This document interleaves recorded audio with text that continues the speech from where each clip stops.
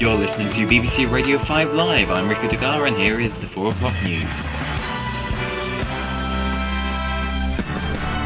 Eastenders, the BBC's primetime soap opera, is broadcast 4 times a week pre-Watershed. Thus, it is expected by many to be suitable for older and younger viewers alike. Recent storylines, however, have caused public outrage, with complaints flooding in about the suitability of them for the audience, a great majority of which are families with young children.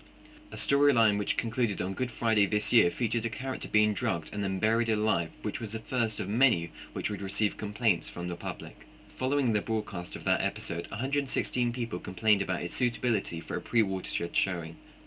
In August, the BBC received 156 complaints over another storyline, which portrayed character Jason Dyer being beaten up and then killed by a gang. I spoke to Karen, a housewife from Putney, who watches EastEnders with her children, to find out what her views are on the recent storylines. I'm not happy about them watching the Buried Alive storyline. To me that was a very over-the-top dramatic storyline which wouldn't happen in real life, and therefore I think could be very upsetting, and I wouldn't want them to think about those kind of things. The paedophilia storyline is sadly part of real life, and therefore actually in the right context it's probably good for them to understand it goes on. The show's current major storyline, unsurprisingly, hasn't been welcomed by the public. Developed with the NSPCC to ensure it remained accurate and realistic, it portrays a 15-year-old girl, Whitney, as a victim of paedophilia by her stepdad, Tony.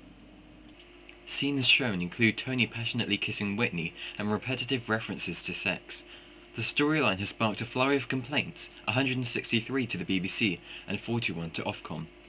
It remains to be seen, however, whether EastEnders will continue to feature controversial storylines which will undoubtedly bring in complaints. Whether they are suitable and portrayed properly is an argument which will always divide the viewers, although with approximately 8 million people tuning in to watch it at the moment, clearly the figures aren't suffering yet.